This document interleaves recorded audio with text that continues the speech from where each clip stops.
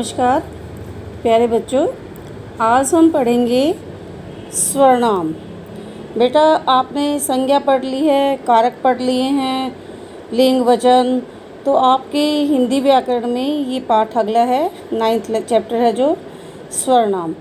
स्वरनाम क्या होते हैं? देखिए, स्वरनाम दो शब्दों के मेल से बने हैं, सर्व प्लस नाम। सर्व का अर्थ होता है सबका और नाम का अर्थ होता है नाम।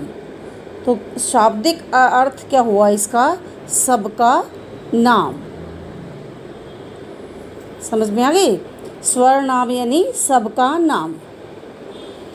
अब वो सबका नाम किसी व्यक्ति का नाम भी हो सकता है, किसी वस्तु का नाम भी हो सकता है, किसी भाव को भी हम दर्शा सकते हैं, दशा को भी, किसी प्राणी को भी, किसी के बारे में भी जो संज्ञा शब्द है उसके स्थान पर जिसका भी प्रयोग किया जाता है, जो नाम लिया जाता है उस संज्ञा के स्थान पर, उसे कहते हैं सबका नाम यानी स्वरनाम।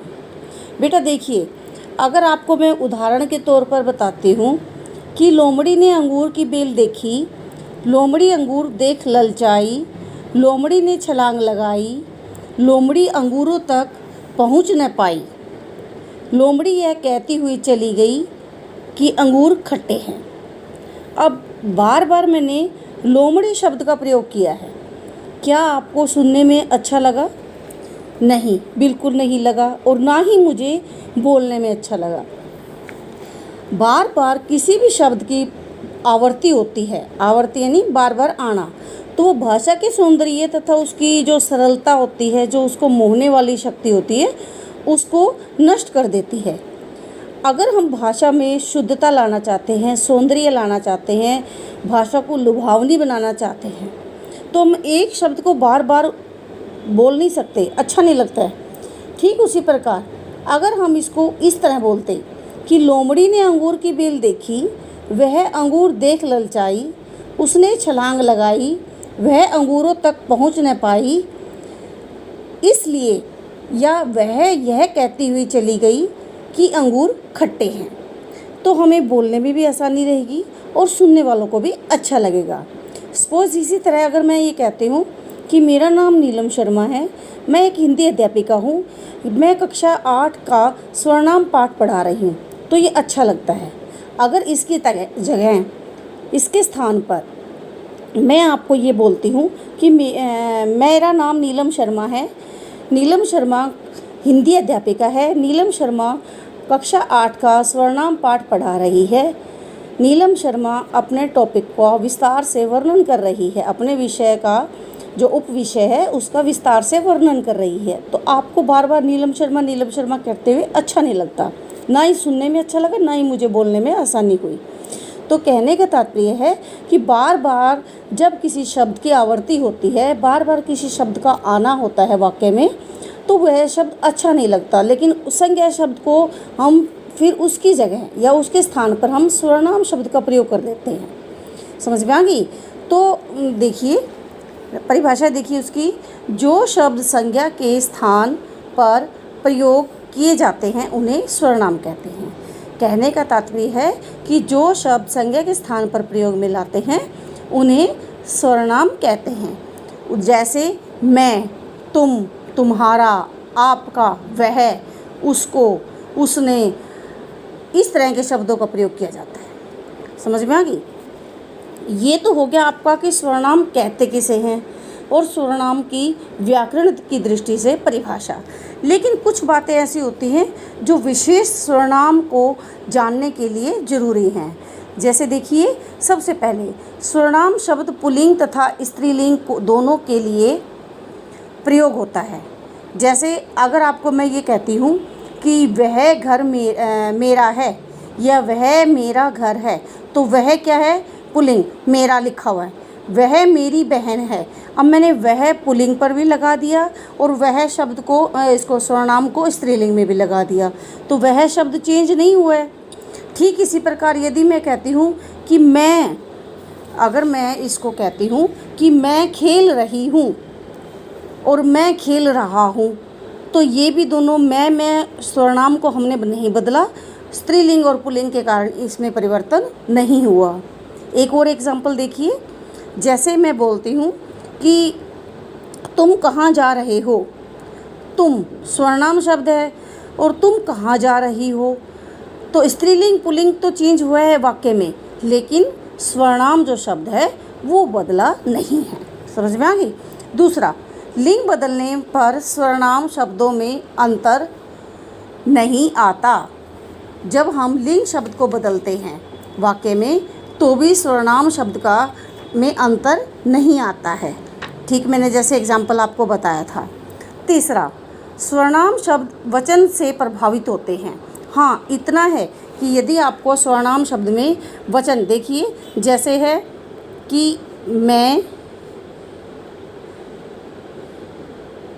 खेल रहा हूँ, अगर ये मैं क्या है, एक वचन, लेकिन हम अगर इसको बहुवचन में बदलेंगे तो मैं की जगह हम लगा देंगे हम खेल, और यहाँ बदल जाएगा रहे हैं। यहाँ कहने का तात्पर्य है कि सर्वनाम जो है वो वचन के कारण प्रभावित होता है। वचन के कारण एक वचन या बहुवचन के अनुसार उसमें परिवर्तन होता है। जैसे देखिए, वह घर जा रहा है, अब वह क्या है, एक वचन, लेकिन अगर हम बहुवचन में इसका प्रयोग करेंगे तो क्या कहेंगे, वे घर जा रहे हैं। समझ में आ गई। इसी तरह बहुत से ऐसे शब्द हैं जो हम एक वचन में अलग से प्रयोग में लाते हैं और बहुवचन में अलग से, लेकिन होते वो सर्वनाम ही हैं। क्लियर है। अब देखिए आपके सर्वनाम के भेद। सर्वनाम के बेटा 6 भेद होते हैं। सबसे पहला है पुरुषवाचक। पुरुषवाचक सर्वनाम किसे कहते हैं? पुरुष का अर्थ ही होता है, पुरुष आपको पता है कि व्यक्ति के बारे में संबोधित करते हैं हम, यहाँ व्यक्ति होता है पुरुषवाचक सर्वनाम। तो पुरुष यानी सर्वनाम में जहाँ भेद वक्ता के आधार पर, बोलने वाला या किसको सुनाना है या कोई अन्य के बारे में, जहाँ उसके बारे में जो बताया जाता है या सर्वनाम शब्दों को उसके बारे में प्रयोग किया जाता है, उसे कहते हैं पुरुषवाचक सर्वनाम।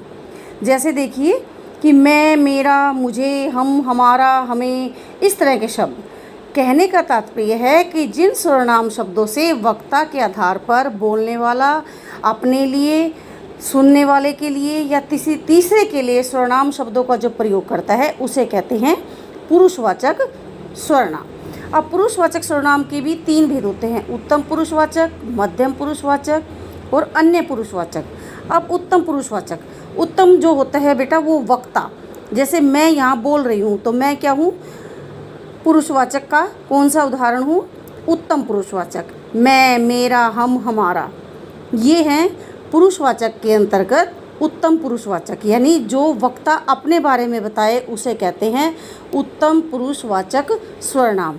मध्यम, अब इसमें जो वक्ता जिसके बारे में बताए या जो वक्ता है वो शब्द सुनने वाला, वक्ता का जो शब्द सुनता है, जैसे मैं बोल रही हूँ और आप लोग सुन रहे हैं, तो आप लोग क्या हैं, मध्यम पुरुषवाचक। तुम, तुम्हारा, तेरा, ये जो होते हैं जहाँ हम इन शब्दों का प्रयोग करते हैं वो होते हैं मध्यम पुरुषवाचक सर्वनाम। जैसे देखिए अमित, अब तुम घर जाओ, अब तुम है, तुम शब्द क्या है, दूसरा, मतलब वक्ता जो है वो दूसरे के बारे में कह रहा है, तो इसे कहेंगे हम मध्यम पुरुषवाचक सर्वनाम। अन्य पुरुषवाचक, अन्य में यहाँ तो उत्तम तो हो गया, देखो वक्ता और यहाँ होगा श्रोता और यहाँ हो गया अन्य, यानी कोई भी तीसरा, जिसके तीसरे के बारे में बात की जाए, जो ना तो वक्ता की बात हो ना ही श्रोता की बात हो, बल्कि किसी अन्य तीसरे की बात होती है। बोलने वाला या लिखने वाले की बजाय किसी अन्य तीसरे का प्रयोग में लाए, जैसे वह अभी अभी आया है, तो वह, वे, उसे, उसको, ये शब्द होंगे, उन्हें कहते हैं अन्य पुरुषवाचक सर्वनाम। क्लियर है। अब हमारा आता है निश्चयवाचक। निश्चय, जैसे कि बेटा आपको नाम से ही पता है, जिसमें पक्का निश्चय होता है। जो सर्वनाम शब्द पास या दूर पास या दूर। दूर के बारे में, किसी निश्चित वस्तु के बारे में। पास या दूर होती है लेकिन निश्चित होती है, पक्का जहाँ पता हो, किसी चीज़ के बारे में पक्का पता हो, उसे कहते हैं निश्चयवाचक सर्वनाम। जैसे देखिए कि यह पतंग मेरी है, यह, अब मुझे पक्का पता है कि यह मेरी है, तो यहाँ हम कहेंगे निश्चयवाचक। जैसे यह तुम्हारी मटकी है, यह तुम्हारी पुस्तक है, तो हमें पता है कि ये तुम्हारी है, तो इसे कहेंगे हम निश्चयवाचक सर्वनाम। क्लियर है। तीसरा है अनिश्चयवाचक सर्वनाम, जिसके बारे में निश्चय ना हो, डाउट होता है, संदेह होता है, जो किसी निश्चित वस्तु या व्यक्ति का बोध नहीं कराते, उसे कहते हैं अनिश्चयवाचक। जैसे कोई, हम कई बार बोल देते हैं कि बाहर कोई आया है, या दूध में कुछ पड़ा है। अब हमें नहीं पता क्या पड़ा है दूध में, लेकिन कुछ है।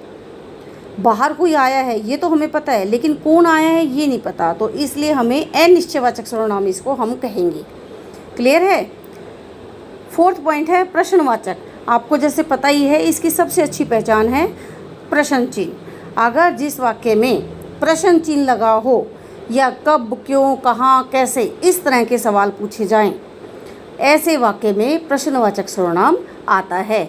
जैसे मैं ये कहती हूँ कि बाहर कौन खड़ा है। अब मैंने पहले वाक्य में बताया था कि बाहर कोई है, उसके नीचे हम फुल स्टॉप लगा देंगे, पूर्ण विराम। लेकिन प्रश्नवाचक में हम लिखेंगे, प्रश्न चिन्ह लगाएंगे कि बाहर कोई खड़ा है। अब ये उसका उत्तर मिलेगा हमें कि कौन खड़ा है। आप किसे बुला रहे हैं, अब इसमें भी हमने प्रश्न किया है। व्याकरण की दृष्टि से देखिए, जिस सर्वनाम शब्द में किसी प्राणी, वस्तु, व्यक्ति या क्रिया, व्यापार आदि के विषय में प्रश्न किया जाए, मतलब क्वेश्चन किया जाए, प्रश्न किया जाए, उसे कहते हैं प्रश्नवाचक सर्वनाम। अब हमारा आता है 5वां नंबर में संबंधवाचक। संबंधवाचक जिसमें जिस सर्वनाम में वाक्य में आए एक सर्वनाम का दूसरे सर्वनाम के साथ संबंध होता है। जैसे जो, सो, जैसा, वैसा, जिसने, उसने, जितना, उतना, जिसकी, उसकी।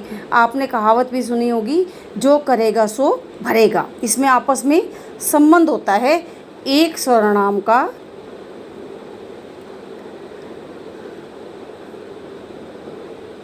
दूसरे के साथ। ठीक है, के साथ संबंध होता है। संबंध, इसे कहते हैं संबंधवाचक सर्वनाम। जैसे देखिए, जिसने पढ़ाया उसे ही सफलता मिली। आपने जिसे पढ़ाया उसे ही सफलता मिली। जिसे या उसे, ये दोनों आपस में संबंध है। हमने जिसको पढ़ाया उसको सफलता अवश्य मिली।